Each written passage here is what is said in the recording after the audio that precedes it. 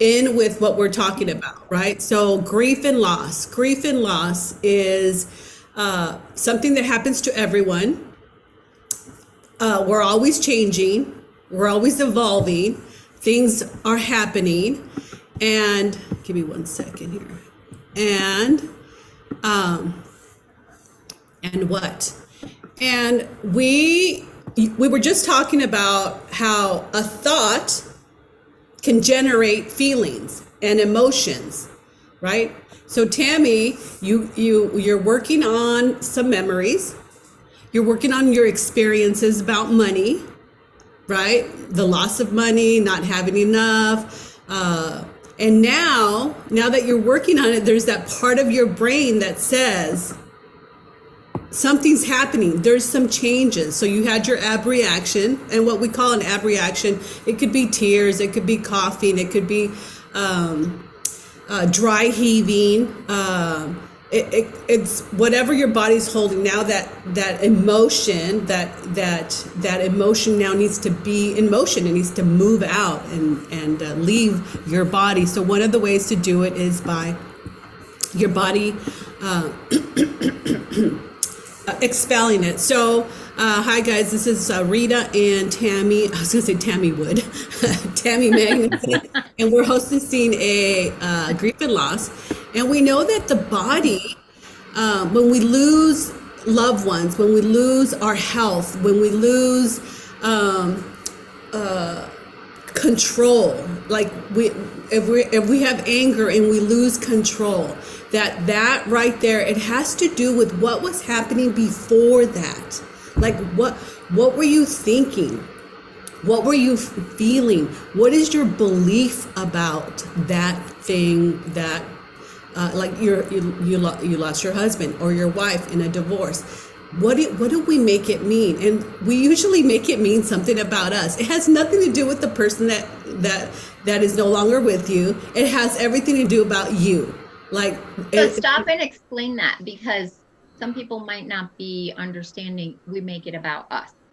Oh yeah. Well, yeah. Look, this is Tammy. Welcome. Hi. Go ahead. What that means is like, oh, they don't like me. Oh, I didn't do it good enough, so now they're mad. Oh, I should have done this, or this, and then that wouldn't have happened.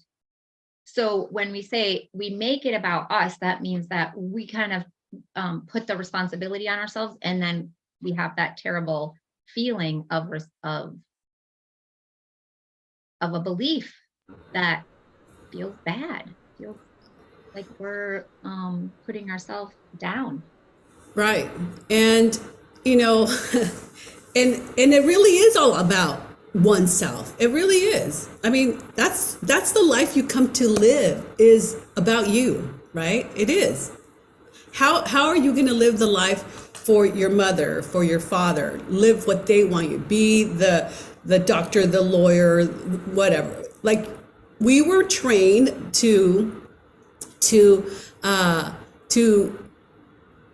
we were trained unconsciously, right? Because up to 7 years old, you just do whatever everybody in your environment does. You act the way everybody in your environment acts. Unconsciously, your brain's picking up, like, if you want this, you do this. If you say this, then you cry, and then you get that. And so that is all happening, right? That's all happening. And then we get to be adults. We get to be adults, and we can't act like a 3-year-old. And you can, but then you might, have a divorce, or you might have some sicknesses and illnesses because of the way you've been thinking. If you think, poor me, no one loves me, no one takes care of me, who's going to take care of me? No one gives me money, I'm all alone. That means that we are letting people, like, if that person doesn't do that for you, then what's your life worth? So you have to live for you, right? And we have to take responsibility for ourselves. And I think that's where we meet the grief and loss. Because if we had a belief system that life is good, that life is abundant, that life is a gift, right? Your husband, a gift. Even though you're divorced, your parents, they live for however long they live. a gift. Your neighbor, a gift. You had a car, you got in a car accident. Hey, you had a car. That's the gift. So we know that everything we have is a gift. So it's either and you get to determine which gift you open. So there's this present, right? This present. There's the pretty wrapping. It's all beautiful. It's all wrapped up pretty. It has good words and affirmation. And then there's the the New Jersey packaging. Which one are you gonna? So New Jersey. Sorry, just kidding, but not. There's the person that said something wrong, did something wrong, upset you, hurt you. They hurt your feelings. They didn't do something right, right? There's that experience, and what do you do with that experience? Do you open it every day? That person's name gets mentioned. Oh, poor me. They yelled at me. They're mean to me. Or do you open the pretty present that says, oh, I'm valuable, or oh, they said nice words to us. We never focus really on what's good. We don't focus on the gift. So when we have grief and we have a loss, we have to retrain our brain and we have to look at the gifts. Okay, you had a brother, and if you lost your brother, with some violence, we want to clean that up. We want to clean how you're seeing it, how you're hearing it, how you're feeling it. We want to clean those up. So we use the brain training protocol. We use the stop technique, and we use a lot of other techniques. We're faster EFT tactic practitioners, so we know how to go into the unconscious part of your brain and help you pull that out. Once you pull all that out, there's no emotion, there's no charge, right? So when you're stressed, I don't know what's the sickness. There's let me see if I can find it. There is stress is like the highest rate people have that have heart attacks, that have illnesses, because you're putting blood pressure, you're putting so much stress. Bruce Lipton, the biology of belief. If you listen to him, Bruce Lipton, you're generating. So when you have a loss, and that's all you focus on, and you grieve and you wear black for a year, or you sleep with your husband's t-shirt, or that's what your body's recording. That's what you're recording in your body. That's what your body is now trying to survive. So you start getting illnesses, and you start feeling weak, and then you have to get depression pills, and then you have to go and you gain weight because your comfort food is like right here. She cut out the comfort food for Brian's bad day. I don't know about that. That's a bad excuse. So today I wanted to talk about imprints. How Can I talk a teeny bit before we move on? Please. Yes. So Bruce Lipton, I would highly encourage you guys to listen to him, because he really studied cellular stem cells way back in the 70s, before we even really knew anything about them. And he had been studying them for so long. And what was interesting, really interesting, is that he was taking stem cells from a heart. And if he surrounded them with bone tissue, the heart cell would turn into bone. The cells of the heart would turn into bone cells. And so he was like, and his mentor had said, don't look at the petri dish. Don't look what's in there. Don't look at the DNA. Look at what it's surrounded by. And so they started to discover that our body has beliefs. The physical part of us has beliefs. And when we are in fear or grief or anger, all those cells just shut down, and they say, don't grow, don't go, don't grow, don't grow. And that means the immune system doesn't work right. And it also means that we, like from the brain center, are being put into a pattern where we repeat this. But when the cells are shut down, then your body is susceptible to all kinds of opportunistic things like cancer and hyperthyroidism and those things that can and yeast and things like that can be taking over a body that's not growing. Because what does life need? Circulation. It's not alive if there's no circulation. So his work is really important for that. And then yeah, I brought that up because I thought if people wanted to look into that, especially around grief and loss and the stages of grief and loss, and how you know, I guess there's something inside of all of us when somebody dies or something bad happens, we lose a job or we move or any number of bad things, that we want to focus on that grief because we think that's how we process through it. We have this tendency to focus on it and make ourselves sad by thinking about it over and over, but just not knowing that we can do something else about it. So that's what we're here to learn about. Yes, and you know, the dog is barking back here. So the belief system that you apply to every change in your life is going to determine the quality of life that you're going to have. So if you believe in grief and loss, your quality of life is not going to be abundant and loving and generous, right? It's just not. So so grief and loss it's an opportunity to rewrite what that means. Okay, you know, some of us have been through a divorce, so we can focus on, you know, on all the bad things that happened in the last, you know, year during the divorce and the separation, or you can focus on, you know, what you did the first 5 years of your marriage. You had kids, you bought a business, you bought your own house. So what is it that you focus on? Dog's barking.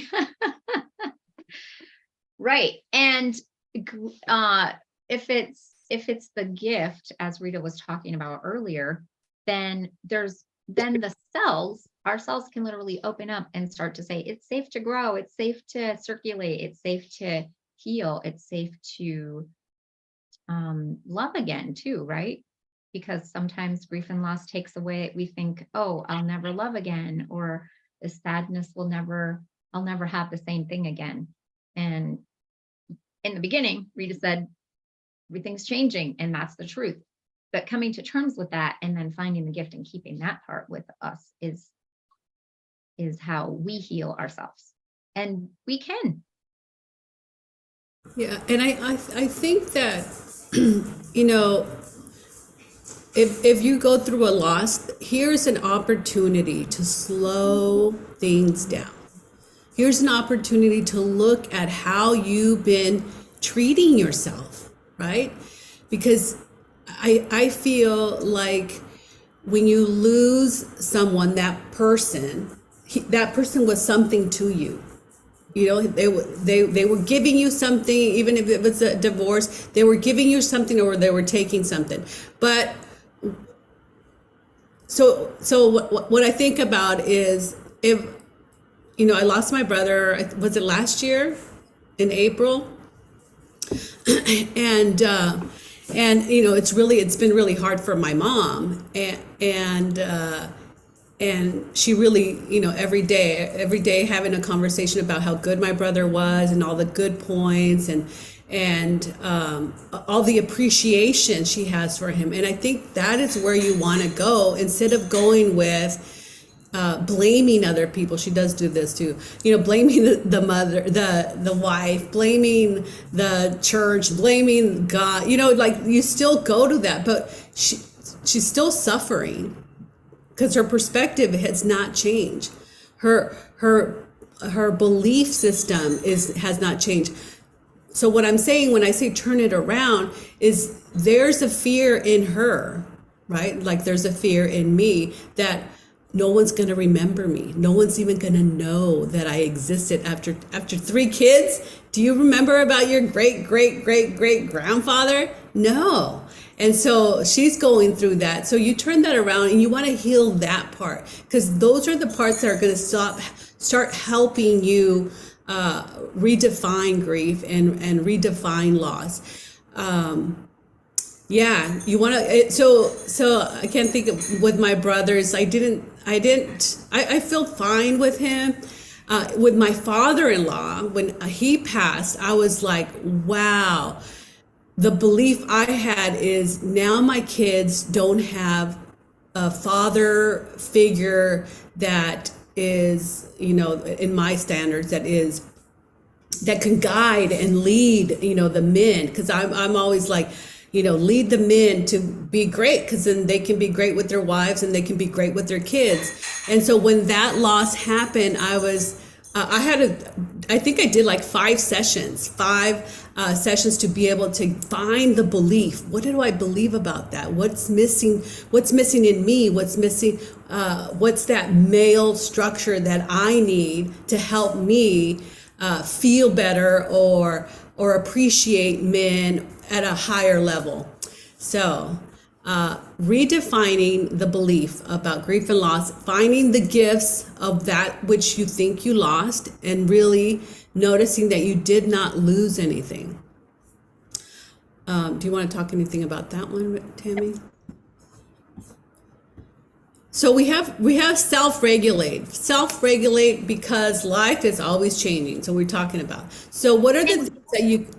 Yeah, let me say, because if you guys were listening, you heard Rita say, I lost my brother.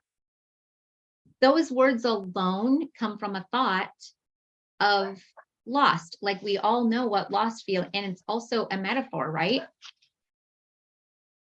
Priella, you ready? Priella's supposed to be going. So sometimes it's this sense that they're gone, they're missing, I'm never going to have them again. And that word elicits that physical sensation. It does for me, so we can be aware of some of those words. So what word around grief and loss would be more uplifting or would guide you to thinking along the lines of, their spirit is still alive, their spirit's still around, they're no longer physically limited. I don't know. Oh, I like that one. He's no longer physically limited here, and he's in the realms. Yeah. Yeah. Because it's energy, right? Yeah. Energy is what's keeping us alive. And so whatever happens afterwards doesn't mean that that energy doesn't exist. And when we really treasure the gift of them, then it's easier to open that up in our life and share that part of them. Like, my brother was super carefree and he was a total different kid than me. he was very I was the firstborn, and then we had a child die in between us, and then he was born. So he had completely different parents. And when he passed to the spiritual world, was no longer limited by physical, I was like, what is it about him? He was just so vivacious and carefree and out there, willing to just go. So when I do that in my life, I feel like, thanks for the gift, right? I'm still, that spirit of his adventure is still there, still around. Yeah, that's really good. Self-regulating, like, what does that look like? If life is always changing, we have to regulate our emotions, our behaviors, right? Because life's always happening. And I don't even know what it looks like to be unregulated. Snacking when you're not hungry, is that unregulated? Throwing a fit when you don't get your way, or you're sending your body through this disequilibrium, right? So, Every time we don't know how to regulate. The best way I know how to regulate is doing faster EFT. And is having the thinking system that knows that I'm doing this to me and I can let go of this sadness. I can let go of this fear, I can let go of this worry, and I can be free from that. And so that's one way that I could regulate myself. Another way you can regulate is what? What's another way, Tammy? I think finding what works for you as far as what experience you need. So, do you need to go for a walk? Do you need to be in nature? Do you need to do you need to be at a lake? Do you need to have a campfire? Like, what experience can you give yourself to help shift your own sense of loss, I love it. self-regulate? Yeah. And that could be a nice hot bath, a nice hot cup of tea, pulling out the fun pictures that make you feel joyous and connected and love. That is definitely great ways to self-regulate. Music. Changing how you think, changing how you think. Above that is what's your perspective. You have to rewrite your perspective of life. You have to, what's your image? Tammy, talk to them about the image of themselves. Like, who are they with Yeah. Okay. So if somebody is no longer limited by their physical, what images are you doing in your head? Like, is it the last time you saw them? I know for me, when at my brother's funeral, I didn't even know about this work, but I was like, I'm not looking at him like that is not the image. I know I'm very image, like if an image is in my head, I have like physical sensations, and just seeing him like that, I would have a physical sensation and I would have to do a lot of work to get that out of my head. In the Bible, they say, pluck the eye that offends you out, but they don't tell you how. It's not that easy for everyone, right? And it's easier if someone helps you with it. But those images are powerful sensations in our body. So your self image can be mom and dad are fighting in the kitchen when you're 3 and you have an image of them fighting and yelling at each other. And whose self does that affect?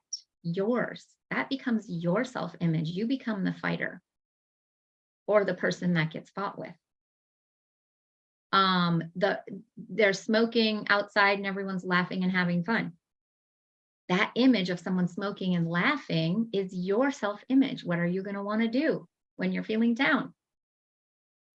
You're going to want to smoke, right? So the images in our head don't have to be us. I used to think the self image meant that, like, well, I think I'm pretty good at this, or I'm pretty confident at this, or I can talk, or I can sing, or I can, run a mile or whatever. Like, I have a good confidence.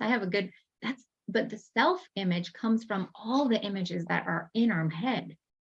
And then what belief do we detract from them? And then we keep living it out. It doesn't have to be what we think about ourselves. And that's a huge concept. So if you guys have questions about that, I'd like to open it up. What does that mean to you?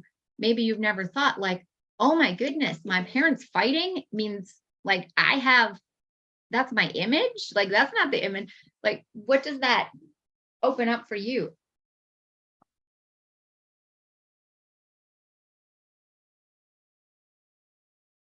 It's not really common thinking.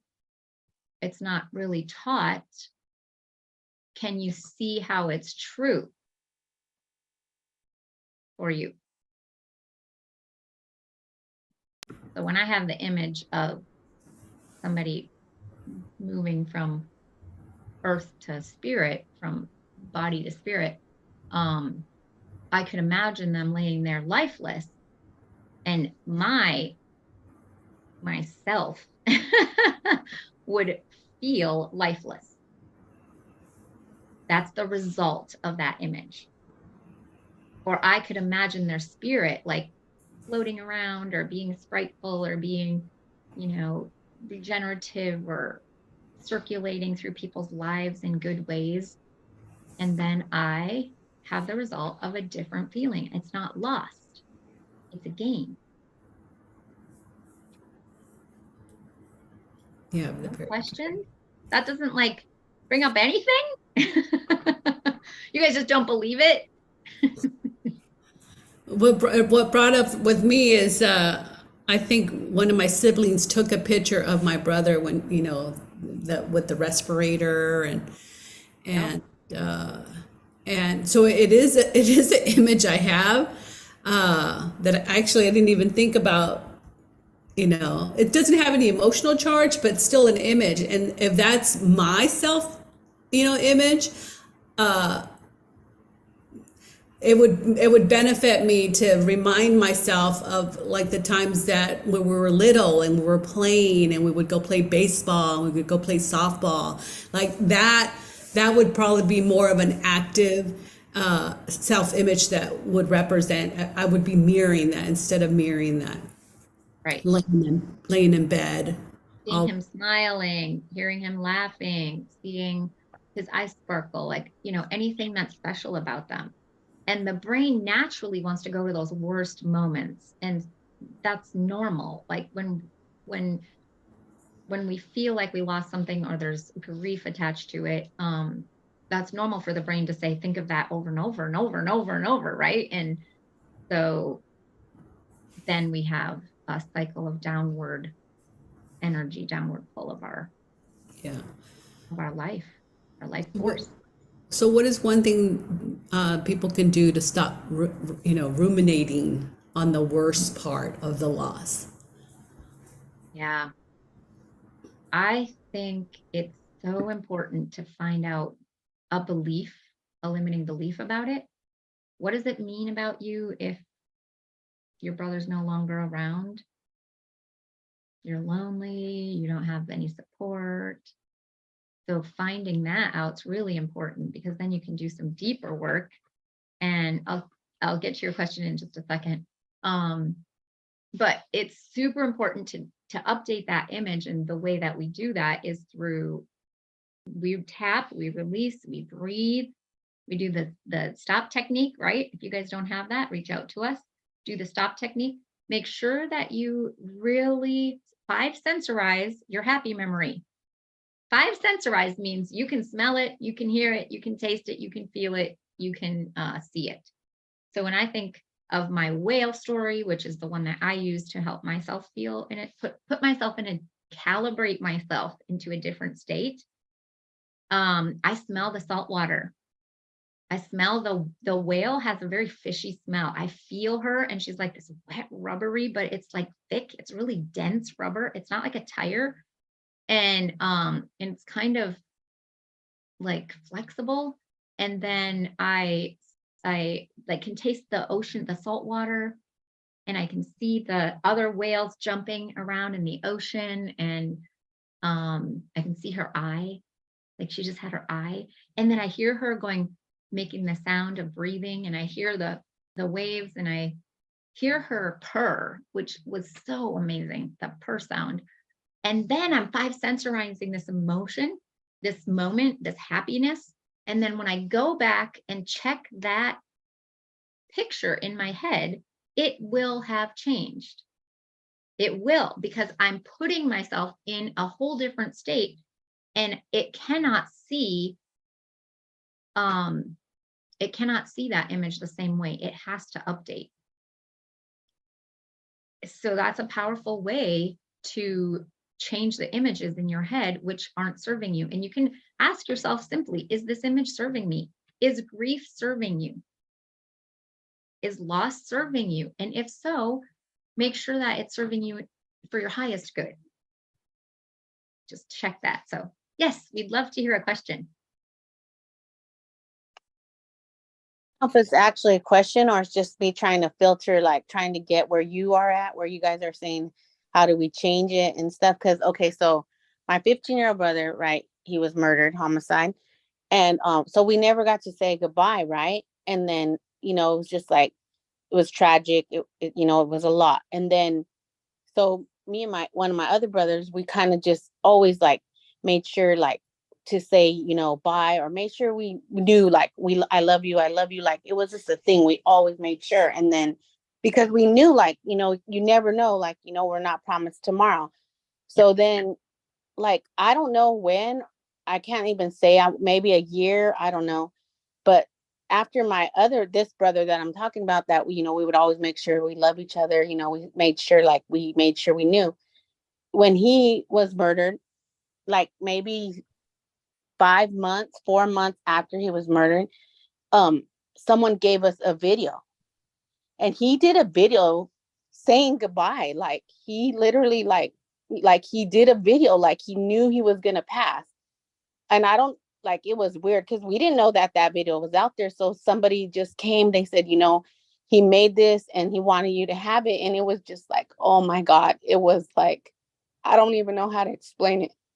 So then you just kind of like, and then I just struggle with, I think letting go is hard because I just feel like like they were cheated. Like why me and not, or why them and not me? Like, how come I'm still here, but them too, they're gone? Like, I don't know. It's just hard, like to Yeah. get to that point where you're just like only thinking of the good stuff. Yes.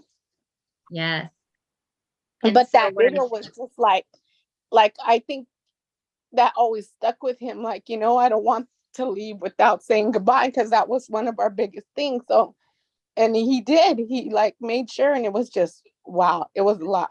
I mean, I'm thankful for that video, but just to even see it, it's just like, oh my God. I think I've only seen it maybe twice, but Yeah. it's a lot. It's a lot.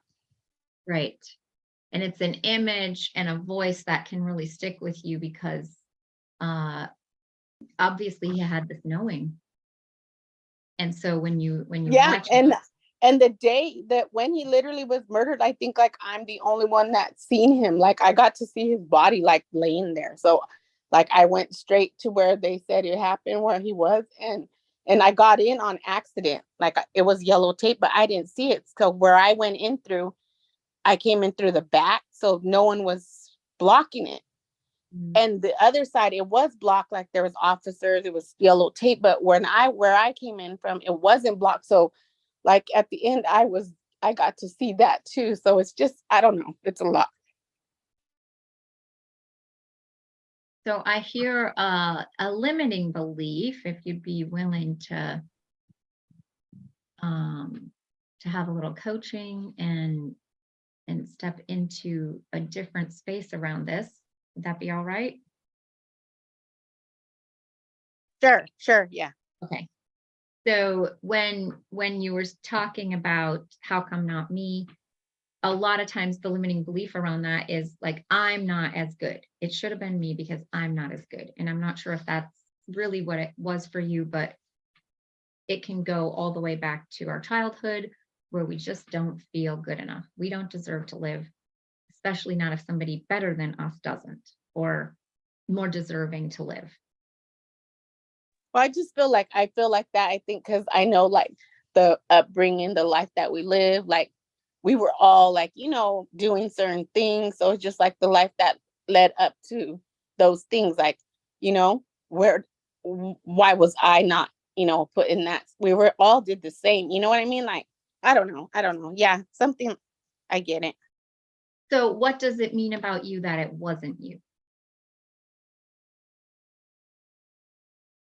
Just like my time, I think, like my time, and like why them, and the way, because like I said, we pretty much, the lifestyle we were living, I guess, and pretty much like, how did I escape it, or how did I get away from it? But they didn't, like that part. Right. Because it's just all timing. Like when it's your time, it's your time. But it's just like I was doing those same things as them, or I was, so where did, well, I don't know, that part, I think. Mm. Well, just notice what it means about you, because you know what it means and you know where you're feeling that sensation. And you know the image, and we're going to just put it all together in a little package and let it all go all at once. So there's the image and the feeling. There's the sound of his goodbye. And just notice how much life that's taking from you. And what would you really love?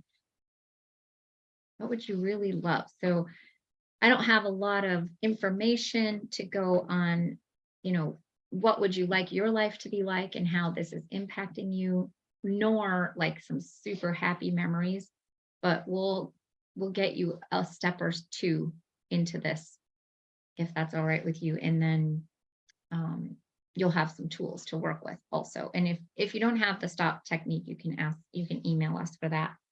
So just notice all of those sensations and what you saw, what you heard, how you feel, and make it big, because the bigger you make it, the faster it goes. And everyone on the call can use this about their own story. So just know that even though I'm talking to one person, we all have something that has the same feeling and the same experience, right? Or something similar we can relate to. And feel it for the very last time. You don't have to feel this forever. It can move on. It is emotion, as Rita said, and it's supposed to move motion, right? Move it on out. So if there was just hold on a second, and if there was a big tree in front of you and I pulled the whole thing out by the roots, what naturally happens to a tree without roots? Over. Not attached any longer to that same the same ground, the same piece of belief in our brain, right? And then we just look up and we notice the images, the sounds, the feelings, and that it's okay to let them go. And we can tap and say, we're releasing and eliminating all the sadness and fear and all the emotional trauma of this. We release and eliminate all the judgment and the abandonment and the betrayal. It's okay to let go of all the anger and the resentment and the guilt. And as you're tapping, really feel your fingers. Maybe you can even tap to the beat of your favorite song. Look around the room and find something orange.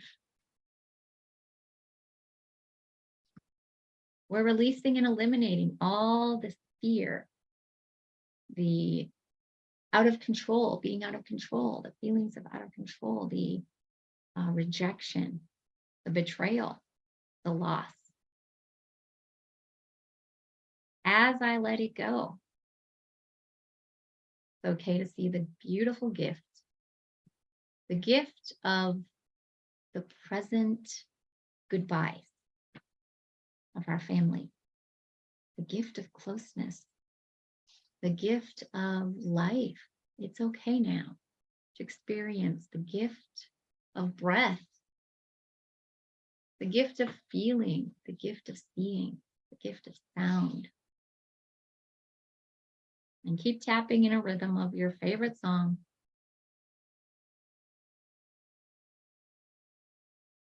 And whatever it meant about me, right now to see myself as the gift.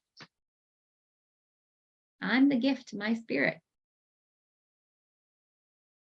Deep breath in.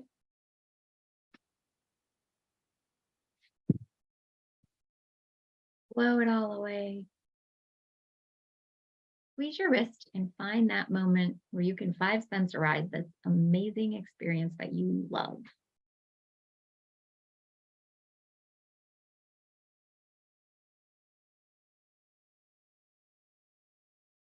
Smell it. Hear the sound.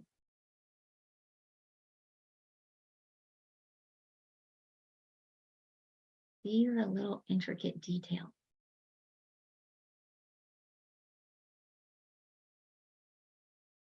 And feel that sensation of it lighting you up inside.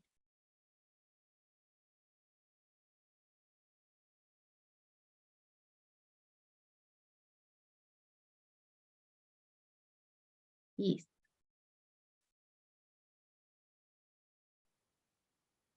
And then we can go back and check and just notice what's changed. If we really 5-sensorize our good feelings, the brain has to update. Notice what's changed.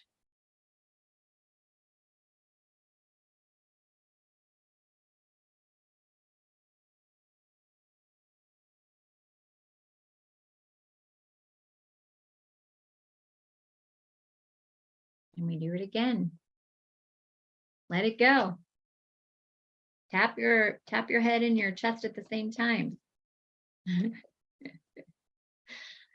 Tap your top of your head and rub your belly. I'm letting this go for something that serves me better. Something that serves me to live and honor this gift. Switch hands. The other hand taps the top of the head and rubs the belly. I've been a monkey up until now. What does a monkey say? Say it out loud. Yeah, I've been a monkey, just repeating what I'm seeing. Let it go. It's all right to let it go. I'll keep the gift, right? Deep breath in. Blow it all away. Step into your happy place, your happy memory, the happy moment, somewhere that you love to be. Like it just lights you up. Instant you know, instant you see it, the instant you're there.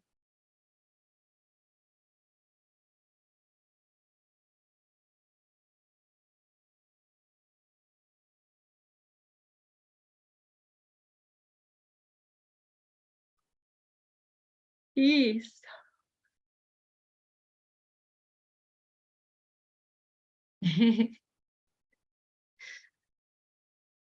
And maybe now it's easier to just find that gift. Maybe it wasn't goodbye.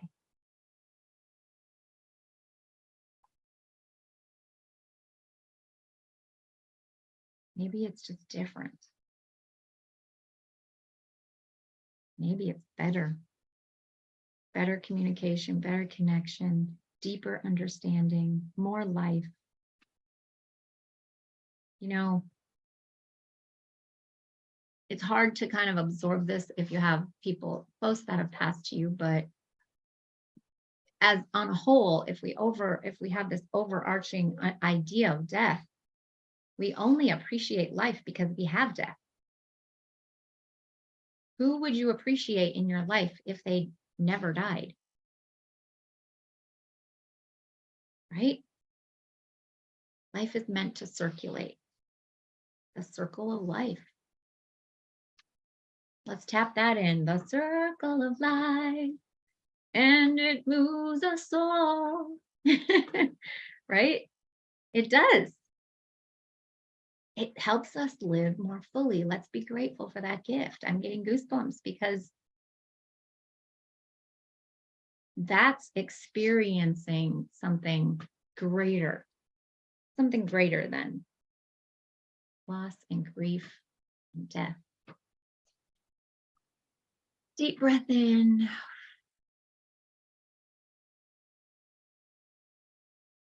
And if your brother or your ex or your child or your mother or whoever it is, if they were in front of you right now, what would they want you to know? What good thing, beneficial thing, what gift would they want you to know?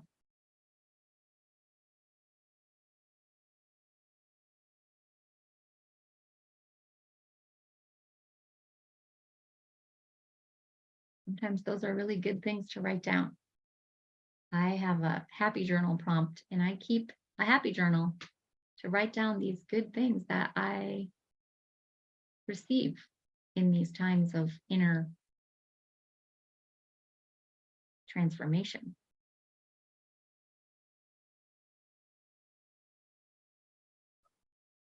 And what would you like to thank them for? Just say, I'm so grateful, right? I'm so grateful that my brother was carefree. I'm so grateful he loved nature. I'm so grateful he would get me out of my comfort zone and be like, oh, you have to do this crazy thing. I'm like, I'm gonna die.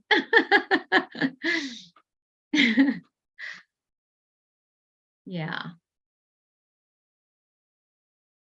And just notice that it's okay to feel good. You really are good. Everything you do is good.